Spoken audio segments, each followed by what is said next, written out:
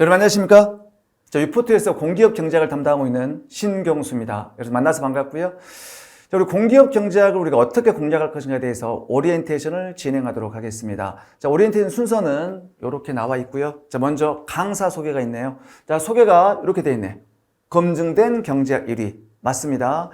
자, 우리 수험경제학이 출제되는 영역 같은 경우는 뭐 공무원 시험이 있고요. 그 다음에 자격증에서는 뭐 감정평가사, 공인노무사, 보험계리사, 공인회계사가 있고요. 그 다음에 재정학이라는 과목이 있는데, 그건 세무사 1차 시험 필수 과목입니다.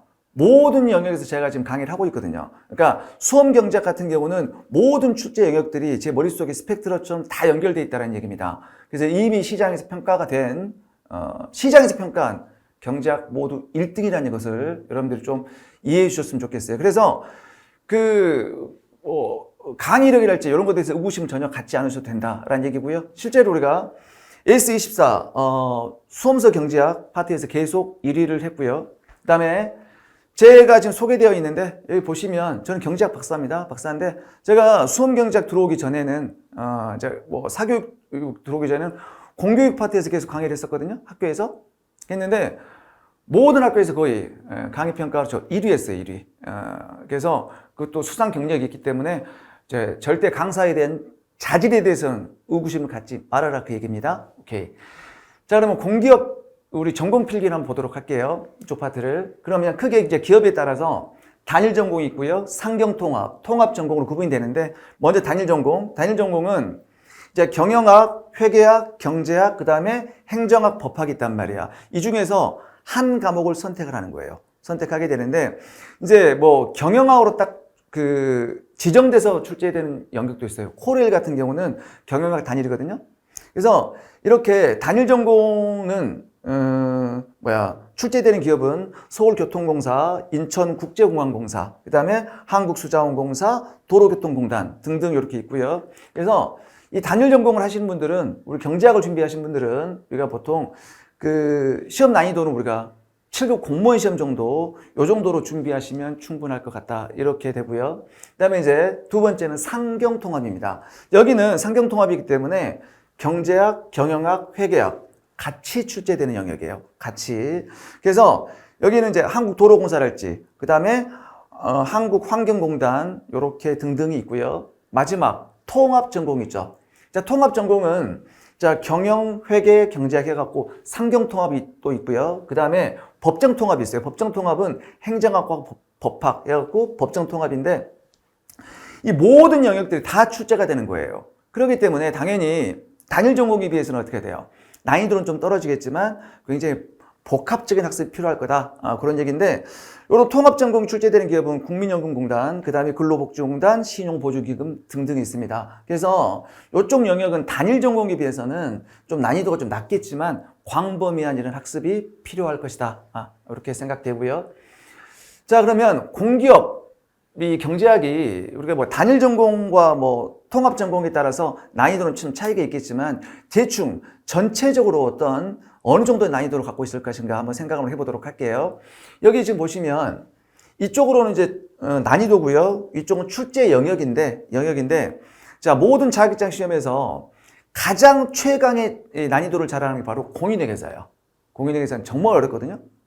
정말 어려워요. 그래서 이쪽 파트까지 여러분들 공부할 필요가 전혀 없어요. 물론 공인회계사 파트에서도 쉬운 문제들이 있단 말이야. 그 정도까지만 보시면 되지 아주 난이도가 높은 문제는 전혀 볼 필요가 없어요. 그래서 최강의 난이도가 공인회계사고요. 그 다음에 가장 난이도가 낮은 게 바로 공인노무사예요. 공인노무사고 보험계리사도 굉장히 난이도가 낮아요. 낮는데 좀 보험계리사는 위에 올려놓은 게 출제 범위가 약간 노무사보다는 약간 좀 영역이 좀 넓다 이렇게 생각하시면 되는 거고요. 그 다음에 이제 감정평가사가 있고요. 그 다음에 공무원 경제학이 있는데 이렇게 있는데 공무원 경제학 한 중간 정도 있네.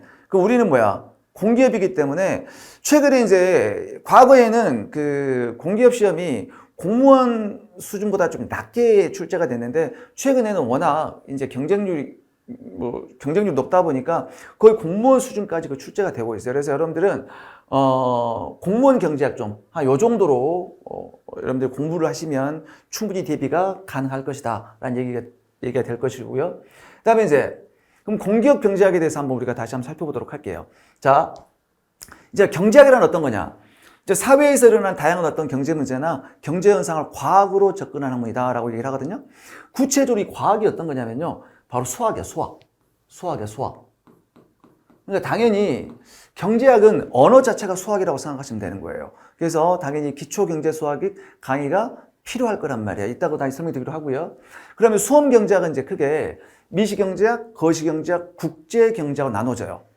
그럼 모든 영역이 그래. 그래서 이 미시경제학과 이걸 당권, 그다음 거시국제 이렇게 묶어갖고요.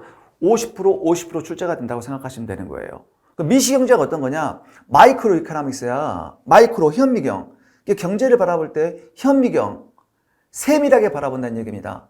그래서 개별 경제 주체들의 경제 행위와 그 상호작용을 연구하는 학문이 바로 미시경제학인데 숲을 관찰할 때 숲속에 직접 들어가서 나무 하나하나의 상태를 뜯어보자는 거, 그게 바로 미시경제학이야. 그래서 우리가 미시경제학은 숲의 나무를 보는 학문이다 그런 표현을 쓴다고요. 그런데 이제 거시경제학은 국민경제 전체적인 현상을 연구하는 거예요. 그래서 숲의 전체를 보는 학문이란 말이야. 매크로 이코노믹스예요. 그러니까 망원경으로 경제를 바라본다. 그렇게 생각하시면 되는 거예요. 그러면 미시경제학과 거시경제학이 이제 이렇게 바탕이 되면 이제 국제경제학이 등장하게 되는데 국제경제학 같은 경우는 이제 크게 국제무역론과 국제금융론으로 구성이 되는데 이 국제무역론이 바로 미시경제학이에요. 자, 그 다음에 국제금융론이 이론적인 게 거시경제학이야. 그래서 우리가 국제무역론을 개방 미시경제학, 국제금융론을 개방 거시경제를 표현을 쓴다고요. 그래서 수험경제학은 이렇게 구성이 된다. 이렇게 생각하시면 되고요. 그 다음에 그러면 미시경제학의 어떤 내용들 우리가 뭐 공부를 하면 다 아시겠지만 전체적인 내용 좀 살펴보게 되면 파트별로 뭐 경제의 기초 파트가 있고요. 그 다음에 뭐 수요와 공급 이론, 그 다음에 소비자 이론, 생산자 이론, 그 다음에 생산물 시장 이론, 그 다음에 생산조소시장과 소득분배, 그 다음에 후생경제학과 공공경제 이론 이렇게 좀 내용이 구성되어 있고요. 그럼 거시경제가 어떻게 될까? 뭐 거시경제 기초, 국민소득이 어떻게 결정될 것인가? 뭐 고전화파, 케인즈, 그 다음에 소비함수, 투자함수, 화폐금융론 해갖고 화폐공급이론, 화폐수요이론, 그리고 이자율이 또 어떻게 결정되는가?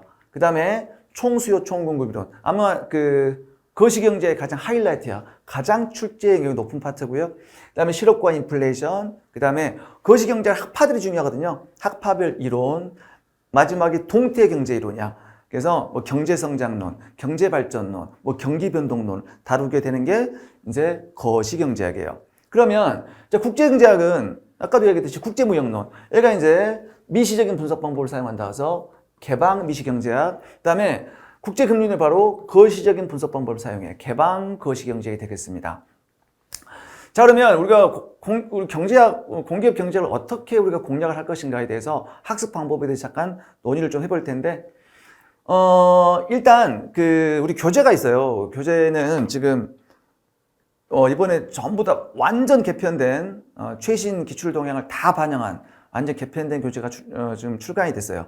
굉장히 아름다운 책이고 책이 굉장히 좋습니다. 그래서 신경수 공기업 경제학 해갖고요. 요게 출간이 됐는데 이게 여러분들이 이제 뭐 공부하는 걸 좀 쉽게 하기 위해서 그 이전엔 단권화 있는데 미시경제학과 거시국제를 따로 해갖고요. 두 권으로 이렇게 구성을 했고요. 여기 이제 또 기본 이론이 다 들어가 있고요. 그 다음에 요 파트에 문제풀이 700제가 있어요. 문제까지 같이 한꺼번에 다 포함되어 있단 말이에요. 이런 교재예요. 좋은 교재란 말이에요. 그래서 경제학 비전공자들은 어떻게 되느냐? 바로 기초가 먼저 들어가야 돼, 기초가. 그럼 기초는 어떤 거냐? 기초는 아까 우리 얘기했죠. 경제학의 분석 방법도 수학이란 말이야. 그렇기 때문에 기초 경제 수학이 필요할 거예요. 그런데 제가 수업 시간에 뭐 시간 제약상 뭐 경제 수학 강의를 할 수 없단 말이에요. 그래서 우리 홈페이지 들어가게 되면 기초 경제 수학 강의가 있거든요. 그래서 홈페이지 보시게 되면 기초 경제 수학 한 1시간 20분 정도 진행이 돼 있을 거예요. 그걸 반드시 수강을 하셔야 됩니다. 그래서 수험 경제학에 사용하는 어떤 기초적인 어떤 수학적인 영역들이 나와 있기 때문에 반드시 확인하셔야 돼, 반드시. 그러니까 경제학은 언어가 수학이야. 그 기초적인 수학을 모르면 경제학 교재 자체를 읽을 수가 없어요. 그래서 요거 바로 경제수학 들으셔야 되고요. 그 다음에 미시경제학과 거시경제학 아주 기초되는 상황, 그 기초경제학이 또 내용들이 또 나와 있어요. 이건 전부 다 무료 강의입니다. 그래서 요거 두 개를 반드시 수강을 하셔야 되고요. 그 다음에 이론. 자, 이론은 제가 이 교재에서 지금 이론 나올 거란 말이야. 그 다음에 여기가 문풀이 있죠. 이 문풀은 뭐냐면 이 교재에 있는 거, 700제. 그 문풀을 얘기하는 거예요. 그래서 이렇게 공부하시면 된다. 얘는 무조건 필수적인 상황이고요. 이제 나중에 이제 우리가 강의를 제공을 할 때 이 패키지 말고요. 자기는 나 이론만 듣고 싶다. 자기는 뭐 문풀만 듣고 싶다. 자기는 경제학 전공자이기 때문에 이론적인 부분이 충분하다. 그런데 자기는 뭐 그래서 문풀만 듣고 싶다. 그런 학생들을 위해서 자 경제학 전공자랄지 경험자를 위해서 이렇게 요 이론을 따로 이렇게 하고 문풀도 따로 이렇게 분리시킬 거예요. 그리고 강의를 그렇게 제공할 거란 말이에요. 그래서 그걸 선택해서 공부하시면 되는 거고요. 그 다음에 이제 단일 전공자들은 이걸로 충분하지 않습니다. 자, 여러분들, 이 교재에 있는 700제 있잖아요. 거기 난이도 표시가 되어 있는데 대부분 그 90% 하일까 하. 그 중도 좀 있겠지만 그 하란 말이야. 굉장히 쉬운 문제들만, 이게 구성으로 되어 있어요. 그러니까 이걸로는 단일 전공으로 전부 다 커버가 되지 않을 수도 있단 말이에요. 그래서 또 추가적으로 850제 기출문제가 또 나올 거거든요. 그래서 지금 단일 전공자들은 이걸로 커버가 안 됩니다. 그렇기 때문에 그 기출문제집 850제 심화 이론 기출 풀이가 있단 말이에요. 이 교재가 또 따로 나올 거예요. 그럼 거기에 요약, 경제학 총론을 요약한 파트가 있고요. 요약되어 있고 그 챕터별로 바로 이제 문제가 나와 있는 총 850조로 구성되어 있는 요걸 반드시 추가를 하셔야 단일 전공에 대한 대비가 될 거다. 그런 얘기고요. 자, 우리 교재는 사용교재 방금 얘기했듯이 이렇게 신경수 공기업 경제 해갖고요. 여기 당연히 기본이론, 그 다음에 문제풀이 700제 해갖고요.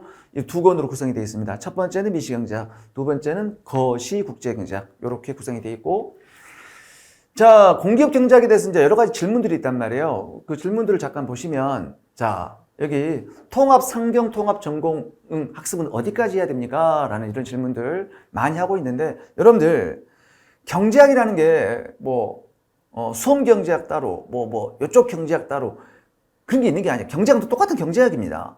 거기 난이도 차이만 있는 것이지 출제 영역이 이건 크고 이건 좁고 그런 게 아니에요.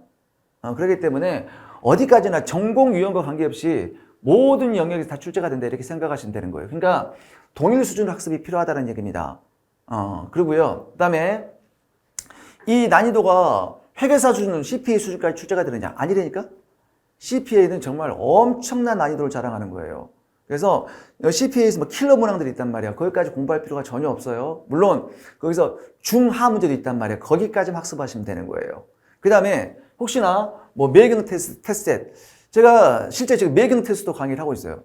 그러니까 안 하고 있는 데가 없단 말이야. 과거에는 이제 테스트도 강의했었는데 지금 안 하고 있지만 그러면 이게 도움이 됩니까? 당연히 도움이 되겠죠. 그런데 문제는 뭐냐면 매경 테스트 같은 경우는 우리 공기업 시험과 좀 약간 거리가 좀 있어요. 같은 경제학 맞지만 뭔가 여기는 신문지상에 나와 있는 시사적인 연결을 많이 다룬단 말이에요. 그래서 시사적인 시사 용어 같은 거 있잖아요. 최신 시사 용어 같은 거. 아니면 신문지 그 내용을 오려갖고 거기서 문제가 출제되거나 이렇게 출제가 된단 말이에요. 하지만 공기업 경제학은 그렇게 출제가 안 돼요.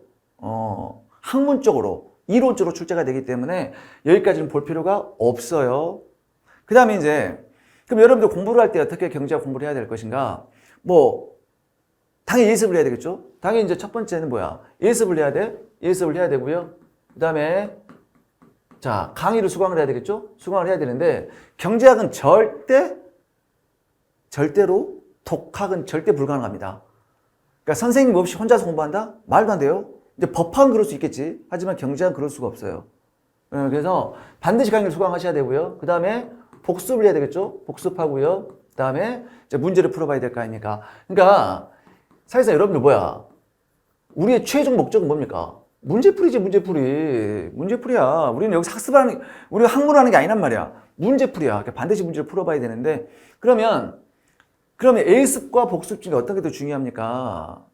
저는 예습을 더 중요시 생각을 하고 있습니다. 이건 어디에서? 실제 교육학에서 나오는 실증된 어떤 이론이야. 예습이 중요하단 말이에요. 그러니까 왜? 복습은 다 하더라 그 얘기야. 복습은. 강의는 당연히 들어야 되고 강의 안 들으면 안 되는 거고. 그래서 예습을 하는데 여러분들이 이제 예습할 때 쭉 한번 예습을 하는데 당연히 모르는 용어가 나올 거란 말이야. 무슨 말인지 전혀 모르겠죠. 경제학 자체가 굉장히 난해한 학문이란 말이야. 그래갖고 논문도 찾아보고 학교에 있는 교수님한테 여쭤보고 이렇게 해갖고 그 예습합니까? 그 예습 아니야. 독학이야. 제가 다시 말씀드리지만 경제학은 독학이 불가능하다 그랬잖아요. 그러니까 그냥 단순하게 쭉 한번 전체적으로 어떤 것이 있는지 그냥 쭉 한번 읽어보시는 거예요. 읽어봐. 읽어도 이해가 안 될 거예요. 안 돼도 좋습니다. 읽어보는 거야. 그 읽고 수업을 듣는 것과 안 읽고 수업을 듣는 것은 하늘과 땅 차이입니다. 정말이에요. 그래서 쭉 한번 읽어오시면 돼요. 나는 그것도 싫다 그러면 소 제목까지만이라도 쭉 한번 읽어오는 거예요. 읽어오고 강의 듣는 것과 듣지 않는 것에 대해서는 엄청난 그 차이예요. 자, 예습이 안 되어 있으면 강의가 재미가 없어요. 물론 강의를 아주 잘한단 말이야. 워낙 스킬이 뛰어나기 때문에. 하지만 아무리 내가 강의가 훌륭하더라 하더라도 예습이 안 되어 있으면 힘들 거란 말이지. 그럼 강의가 힘드니까 당연히 어떻게 될까? 복습도 안 될 거야. 복습이 안 되니까 문제가 안 풀린단 말이에요. 그래서 예습을 좀 해오시는 게 중요하다. 그래서 쭉 한번 읽어오는 수준, 그 정도로만 예습은 충분합니다.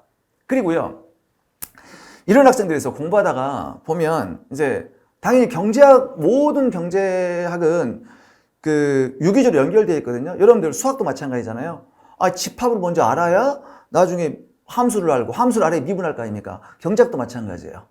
모든 이론들이 유기적으로 연결되어 있단 말이에요. 그래서 앞부분을 모르면 뒷부분도 모르는 거야.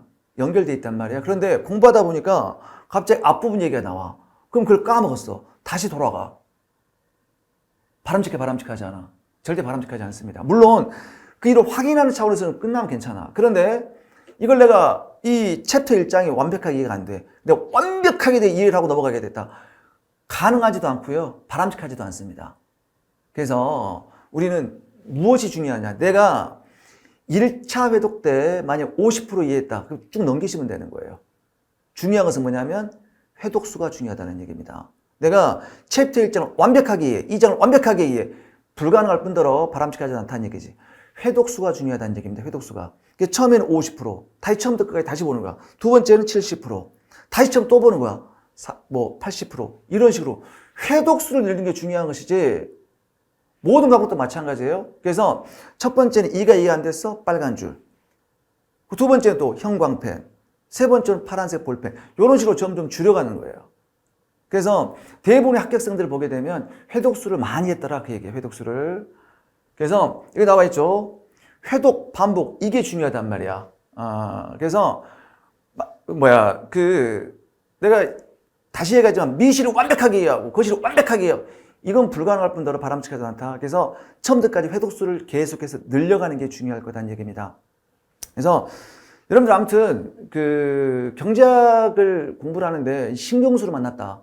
그럼 여러분들이 행운합니다. 제 강의 들으시면 돼요.